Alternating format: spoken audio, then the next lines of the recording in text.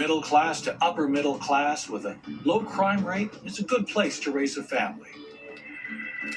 Alex Algieri is born in Deer Park in 1968, and here he's raised along with his older sister and younger brother.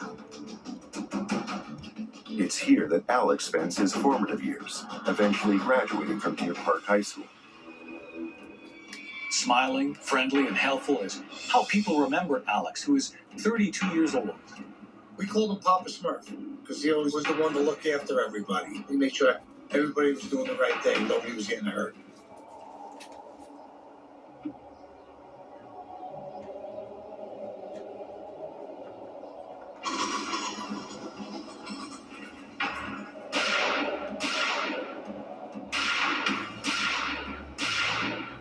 Many people are surprised by Alex's violent death because he's such a nice man, but he has a checkered past. When Alex was in his early 20s, he was caught hijacking a truck. He pistol whipped the driver and drove off with $200,000 worth of yarn. He was caught sometime later driving the truck along Sunrise Highway.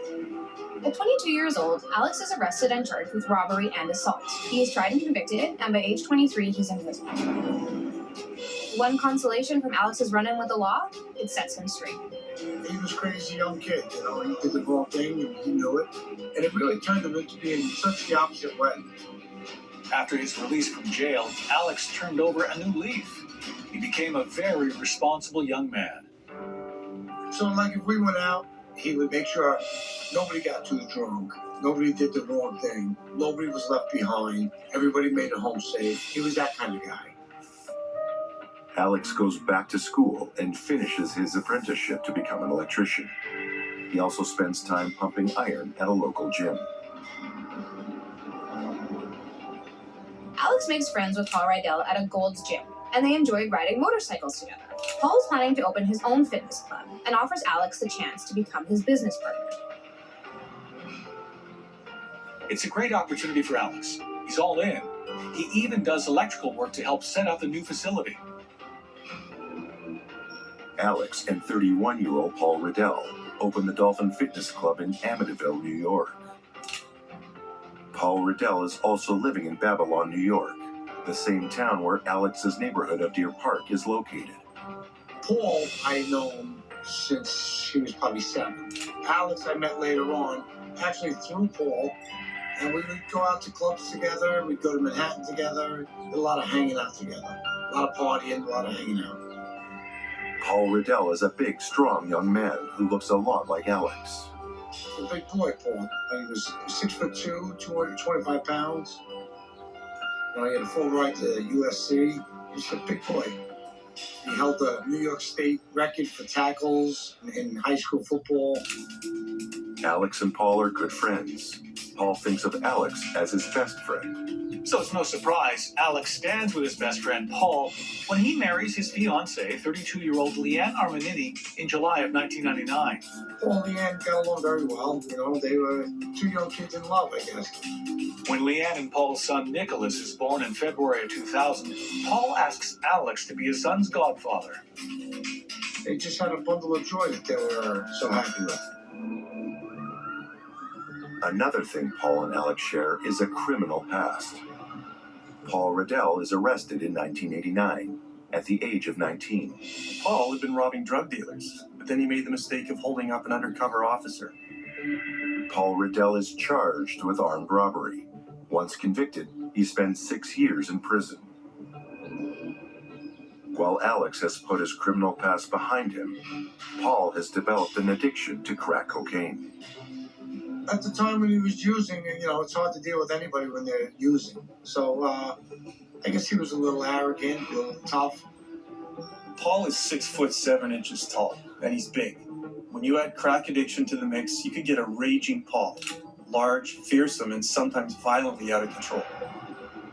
Paul was a tough guy. Hothead. I was the only one that could talk to Paul. Addiction to crack can build quickly. The initial high is instantaneous, but short-lived. Side effects grow with increased usage and include paranoia, extreme irritability, and amplified aggression. Paul and Leanne's marriage comes under stress from Paul's drug addiction. Leanne has a 12-year-old son from a previous marriage, and now there's a new baby in the family. Police are called to the Riddell home on a number of occasions. At one point, Leanne turns in a shotgun that Paul is keeping under their bed. Leanne threatens to leave, but Paul is remorseful and promises to change, so she forgives him, and the cycle starts all over again. Eventually, Leanne takes her son and their new baby and moves to live with her mother in Florida. In January 2001, Leanne Riddell comes back to Babylon, New York for another try at reconciling with Paul, who promises he will be better this time. She was madly in love with him. She just wanted him to stop partying, and he did. By the time Leanne returns and Paul has stopped partying, Alex Algieri is thinking about ending his business partnership with Paul.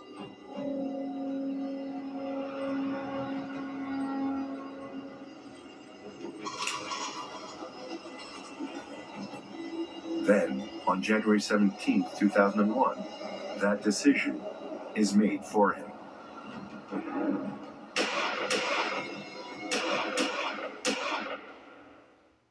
Many abused and neglected animals are hungry and need help right now.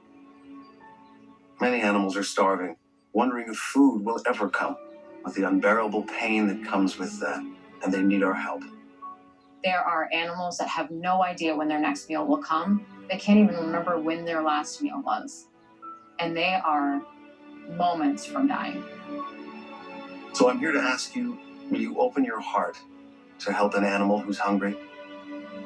Go online, call, or simply scan this code and donate just $19 a month. You'll help feed a hungry animal. That's just 63 cents a day to fill their empty bowl and show them the love in your heart. There are empty bowls that are sitting there waiting to be filled.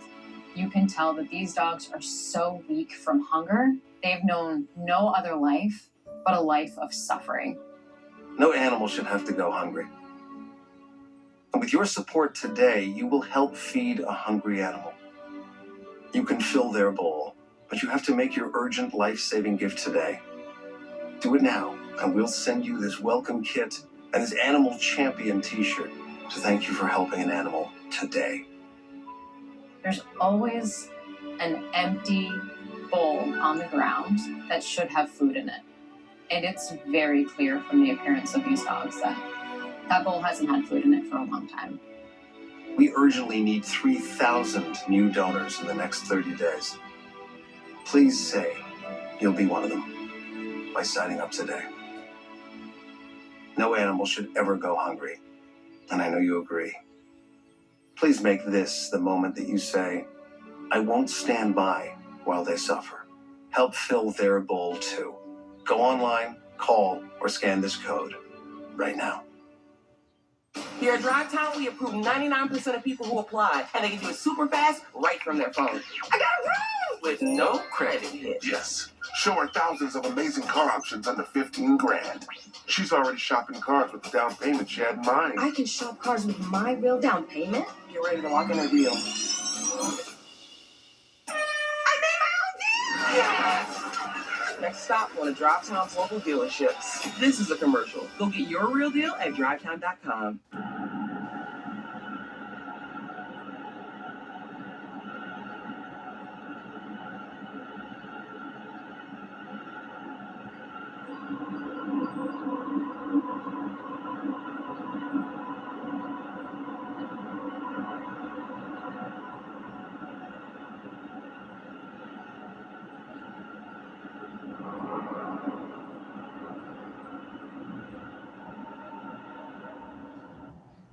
My friends call me Zam. I naturally hold a lot of stress in my digestive system, as a lot of women do. When I travel, I get constipated, I get really poop shy. When I started taking DSO1, I immediately noticed how much lighter I felt, vibrant, alive. It really helps me stay regular, and you're not bloated at all. I honestly recommend DSO1 to everyone.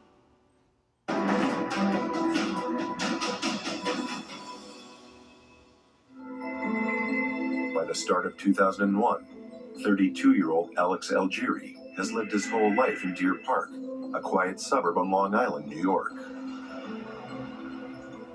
He works as a contract electrician and is part owner at the Dolphin Fitness Club in Amityville, New York, along with his good friend and business partner, Paul Riddell. The fitness club is open 24 hours. It's time to lose that holiday paunch and follow through on those New Year's resolutions. Alex is on the evening shift and charges staff from 5 till about midnight. The front of the club is wide open, with display windows that look out over the customer parking lot and Merrick Road, a busy thoroughfare. By contrast, the employee parking lot along Park Avenue at the back of the gym is closed off and dimly lit. A little before 7:30 p.m., Alex steps out of the club to grab a CD from his car.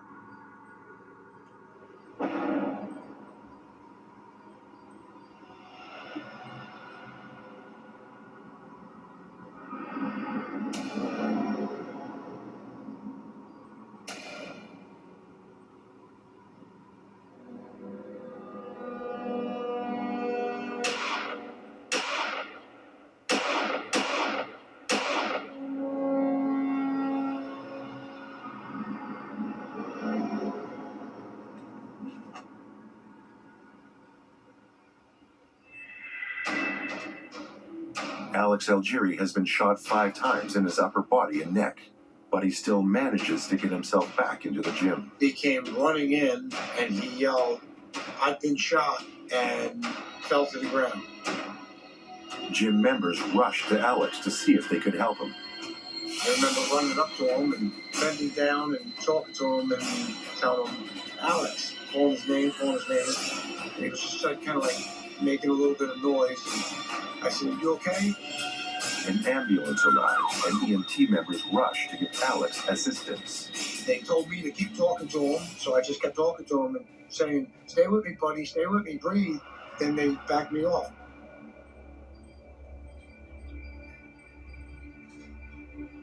Sorry. The long time since that's been brought up. They put him on a stretcher and they wheeled him out. Brunswick Hospital is less than a mile away. When the ambulance gets to the hospital, Alex is still alive, but he's unresponsive and his vital signs are weak. Alex's injuries are extensive and leave him fighting for his life until Alex is pronounced dead. The cause of death is multiple gunshot wounds. At the fitness club, Amityville police close off the crime scene and interview gym members. Suffolk County Police take charge of the investigation, and a forensic team arrives at the gym.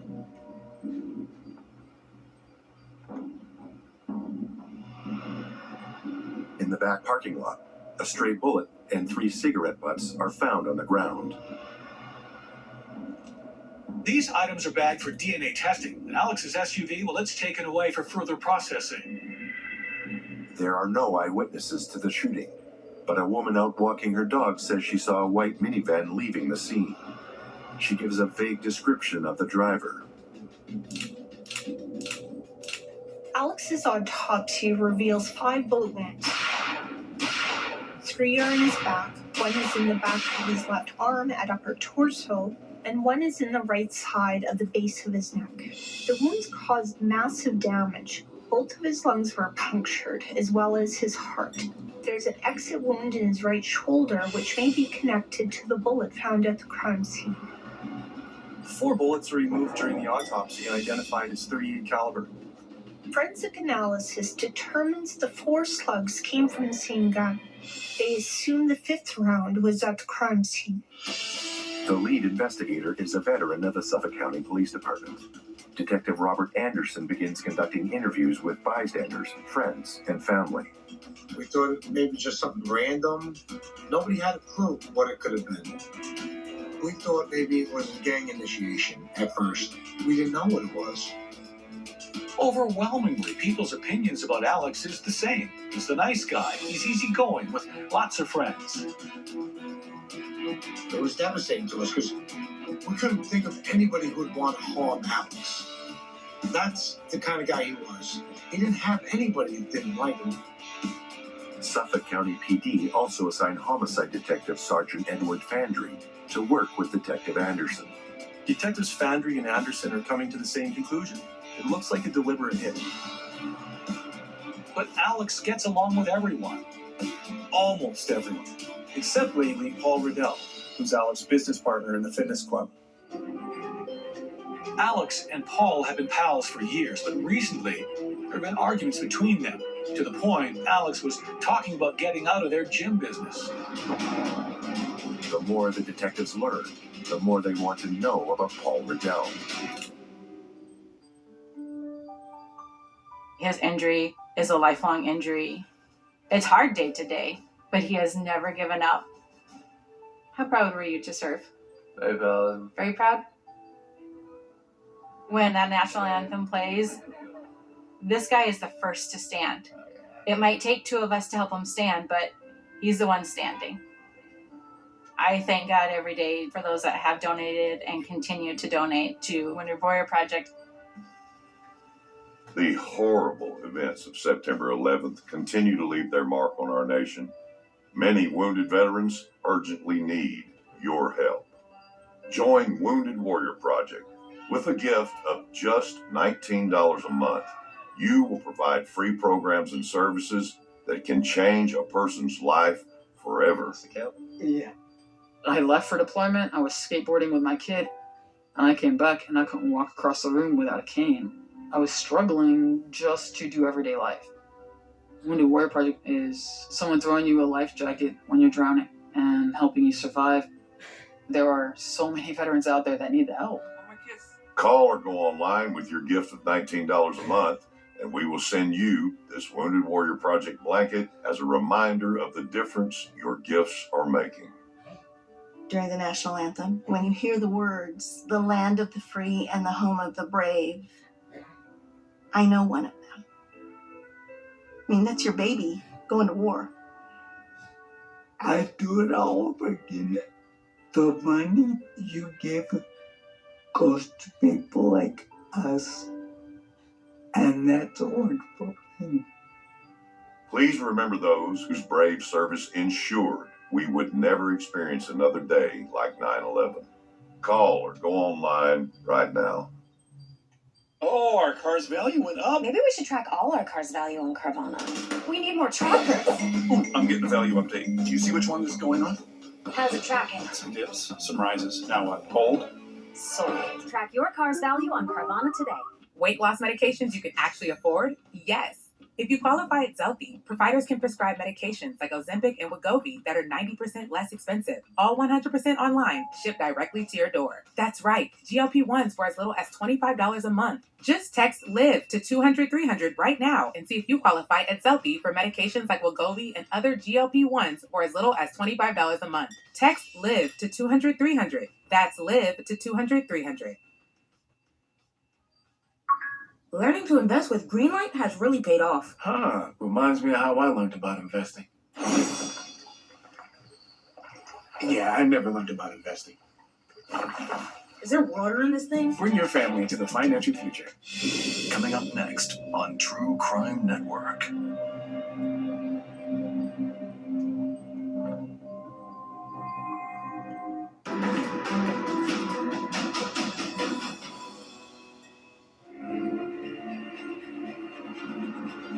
When Alex Algieri is ruthlessly gunned down in the parking lot behind his fitness club in January 2001.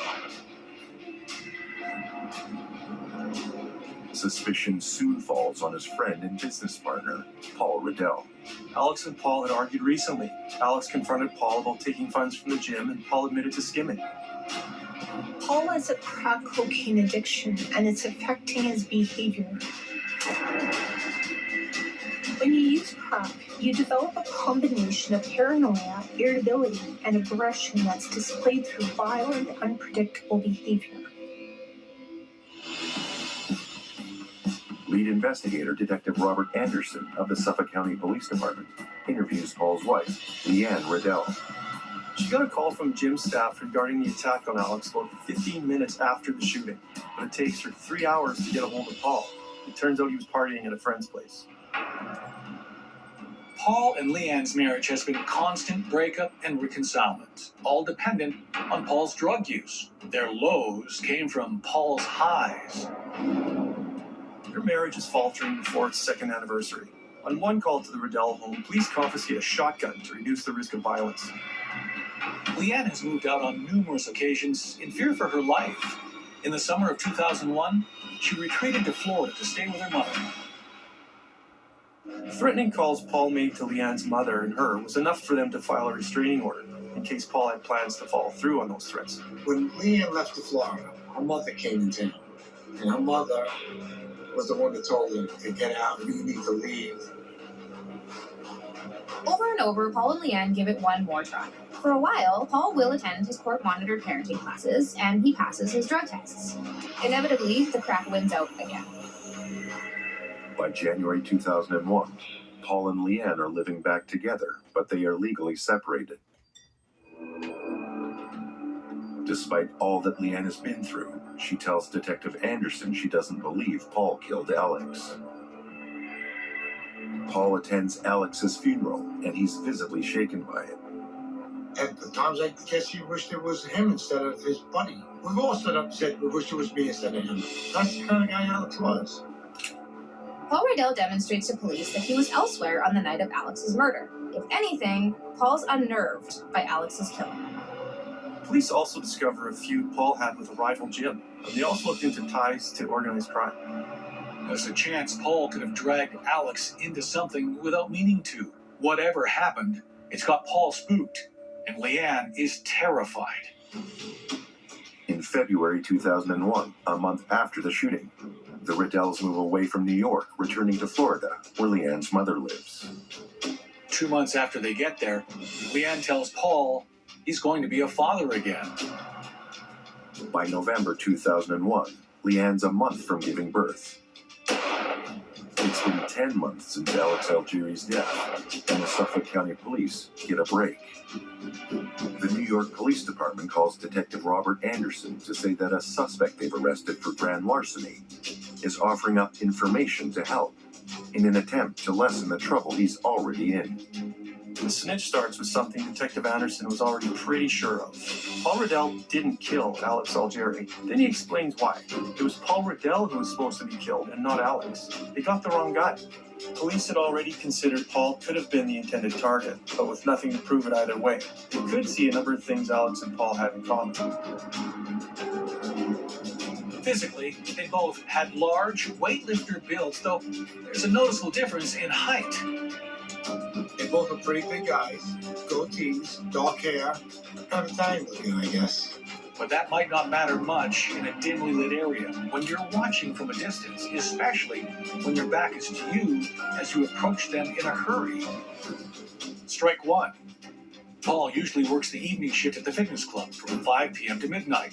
The only exception is Wednesdays, when Alex fills that shift. Strike two. Adding to the confusion, they both drove black GMC Yukons. Same make, same model, same color. And they both had a dolphin sticker in the back window. Strike three. Detectives question Leanne Riddell. The case makes more sense when police consider Paul Riddell as the intended victim. Alex is a man with no enemies, while Paul seems to have a list. During police questioning, Leanne tells detectives that Paul has received death threats and phone messages marking him as a rat. The tip from the NYPD has one name attached, Scott Paget. A background check on 31-year-old Scott Paget reveals a criminal record that includes battery and resisting arrest. His place of residence, Miami, Florida. Paget works in security at a nightclub, which is a formal way of saying he's a bouncer at a stripper bar. He also has a side hustle as a collector for loan sharks.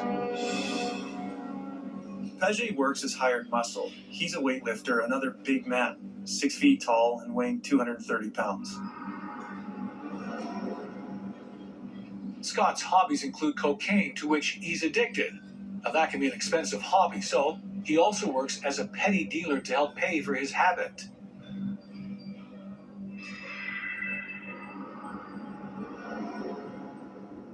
Scott's initial reaction to inquiries is to deny any knowledge, deny any participation. Just deny, deny, deny. Paget's lies are catching up to him, and he confesses. He knows who killed Alex Algieri because he was there. Scott tells police he wasn't the trigger man. He was the driver.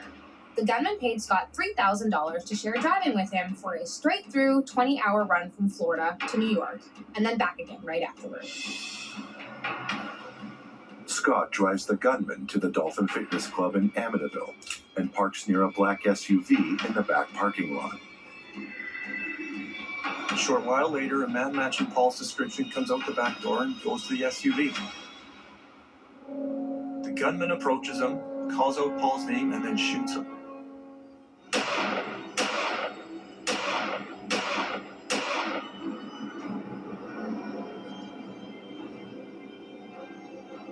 After fleeing the scene, Scott drives a short distance along Montauk Highway before stopping, where he throws the gun into a body of water. Then they drive back to Florida. The white minivan is wiped clean of fingerprints, and Scott is paid $3,000 in cash. When Scott Paget is brought up to New York to stand trial, Detective Anderson asks Scott to show him the route they used to get out of town. In April 2003, a dive team extracts a metallic object from the bottom of Ketchum Creek. It's transported in a bucket of water to Suffolk Crime Lab.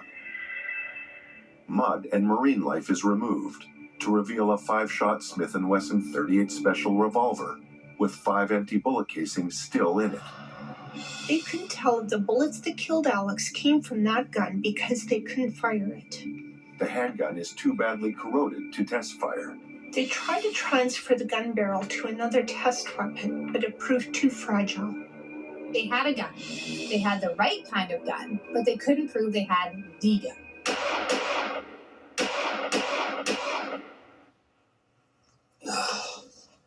Not gonna happen. That's it. I'm calling Kohler about their walk-in bath. My name is Ken. How may I help you? Hi, I'm calling about Kohler's walk-in bath. Excellent. Happy to help. Hold one moment, please. The Kohler walk-in bath features an extra wide opening and a low step-in at 3 inches, which is lower than other walk-in baths on the market. The bath fills and drains quickly, and the door ensures a watertight seal, so you never have to worry about leaks. Kohler's walk-in bath was designed with convenient handrails for added stability and safety. The wide ergonomic seat is tilted back for comfort and stability. It has a channel so water won't pool on it, and it positions you perfectly by the controls, while the heated backrest soothes your back, neck, and shoulders, warming up your body before, during, and after the bath. Kohler is an expert in bathing, so you can count on a deep soaking experience. Honey, are you seeing this? The Kohler walk-in bath comes with powerful, fully adjustable hydrotherapy jets and our exclusive bubble massage. Oh yeah, that's the stuff. Everything is installed in as little as a day by a Kohler certified installer, and it's made by Kohler, America's leading plumbing brand. We need this bath. Yes. Yes, you do. Call 800-504-4817 to receive 50% off installation of your Kohler walk-in bath. Plus, take advantage of no interest for 12 full months. Visit KohlerWalkinBath.com for more info. Would you mind passing my book there? Call 800-504-4817 to receive 50% off installation of your Kohler walk-in bath. Plus, no interest for 12 full months. Did you know LifeMD can help get GLP-1 medication covered by insurance? Listen to these LifeMD testimonials. Hi, I'm Josh. I lost 57 pounds with LifeMD. My name is Bridget, and I lost 55 pounds with LifeMD. My name is Brian, and I've lost 86 pounds with LifeMD. When I was overweight, I tried bad diets, cutting out the carbs. Nothing really was sustainable. I had heard from some friends about LifeMD. I thought, I'll check it out. LifeMD ran a benefits check with my insurance company, who covered my medications, which I'm grateful for. I'd recommend LifeMD to friends and family because it's so easy to use. They make working with your insurance company easy. They make talking to your doctor easy. I've lost 57 pounds at this point. I did not expect to lose this much weight this quickly. I tried so many things to lose weight. Fasting, exercise. I was getting nowhere. And thankfully, I found LifeMD.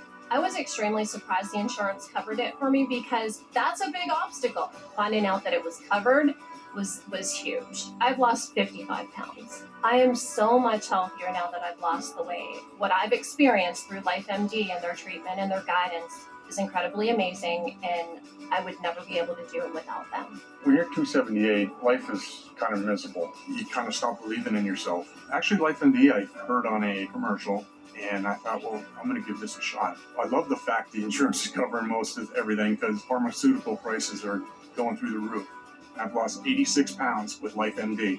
I never thought losing weight would be this easy. It's given me more energy and I want to be around for a while for my friends and my family and grandchildren. I would recommend LifeMD to anybody. Visit startlifemd.com or scan the QR code for your free insurance benefits check. You could receive your weight loss medication for a copay as low as $0. Get started now at startlifemd.com. That's startlifemd.com. There's only one destination to stream your fascination. The True Crime Network.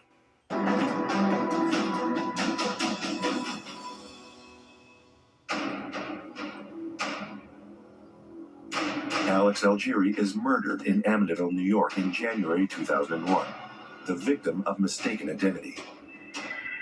Over a year later, police know that Alex's business partner and friend Paul Riddell is the intended target. Alex and Paul had the same general build and appearance. They worked at the same gym and drove virtually identical vehicles. The gunman was driven to New York from Florida by an accomplice, Scott Paget, in a plain white minivan. Paget confesses to police he was paid to bring the killer up the East Coast to make the hit. Only after they're back in Florida do they discover they've killed an innocent man. Paget tells police that, ironically, he and the killer had a second chance to target Paul Riddell. A month after the murder, Paul and Leanne moved to Florida to distance himself from enemies who are out to kill him on Long Island. One day, Scott Paget recognizes Paul's car parked outside a gym he goes to. It's a black GMC Yukon with New York plates. And this time, it's the right car. Scott contacts the hitman to let him know their intended target has landed right in their lap. But now, he's too close for comfort. The point of killing Paul in Amityville was to make it look like a New York hit. Paul being right in the killer's backyard keeps him safe, for now. Before any harm comes to Paul Riddell, police pick up Scott Paget for questioning. And Paget gives police the name of the shooter. 33-year-old Ralph Salerno grows up in Eastchester, New York, where he is also known as Rocco. His alias in Florida is Randy. Ralph Salerno's been living in Florida for about 3 years. He's in the same line of work as Scott Paget. He's a bouncer in a strip club and a collector for loan sharks and bookies. No surprise, Ralph's another bodybuilder. If you work as muscle for hire, it's important to look the part and have the tools to do the job. Ralph has an apartment in Delray Beach and is a member at a health club there. When Ralph Salerno's finally arrested in April 2002 for the murder of Alex Algieri, he's back living in Eastchester, New York, and is on parole for pulling a gun during an altercation.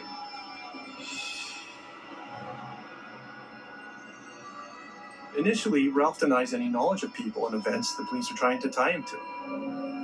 But Detective Anderson has a list of names, dates, phone records, and signed statements, including a written confession from Scott Paget. Detective Anderson knows a lot more than Ralph realized.